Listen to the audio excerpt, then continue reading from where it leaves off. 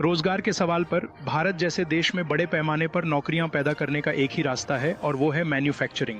और भारत में जो हुआ है और जो बीजेपी ने किया है, उन्होंने मैन्युफैक्चरिंग को पूरी तरह से हतोत्साहित किया है। जब वे सारी ताकत 3-4 बड़े उद्योगपतियों जैसे अंबानी और अडानी के हाथों में दे देते हैं, तो ये वो लोग नहीं हैं जिनकी मैन्युफैक्चरिंग में कोई दिलचस्पी है। अगर आप उनका काम देखें तो वे ट्रेडिंग कंपनियां हैं, उत्पादन करने वाली नहीं। और असल में उनमें से ज्यादातर भारत में चीनी सामान बेच रहे हैं। तो हम ये करेंगे कि हम दरअसल जर्मनी में दिख रही कुछ चीजों पर गौर करेंगे। हम देखेंगे कि छोटे और मध्यम उद्योगों को कैसे खड़ा किया जाए। हम गौर करेंगे कि कृषि में और खेती व बाकी अर्थव्यवस्था के आपसी जुड़ाव में, जैसे कि कोल्ड चेन और फूड प्रोसेसिंग के क्षेत्र में, किस तरह से नए रोजगार के अवसर पैदा किए जा सकते हैं। और फिर हम मैन्युफैक्चरिंग पर गंभीरता से ध्यान देंगे और अपनी जीएसटी में सुधार करेंगे, जो आज पूरी तरह से उत्पादक विरोधी और उपभोक्ता समर्थक है। हम उन ढांचों में से कुछ को सुधारने की कोशिश करेंगे। आप नोटबंदी जैसी चीज को ही ले लीजिए, है ना।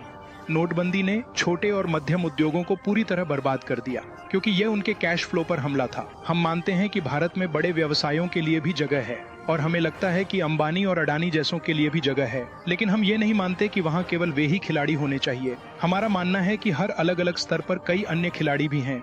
उन खिलाड़ियों को आर्थिक सहयोग और समर्थन मिलना चाहिए। उन्हें तकनीकी और सरकारी मदद मिलनी चाहिए। ऐसा नहीं है कि यह पहले नहीं किया गया है। भारत मैन्युफैक्चरिंग में सफल रहा है। असल में जब हम सत्ता में थे तो हमारी मैन्युफैक्चरिंग जीडीपी का लगभग 16.5-70% थी। आज 12 है। तो पिछले 10 वर्षों में हमारी मैन्युफैक्चरिंग क्षमता में गिरावट आई है। तो हम यही करेंगे।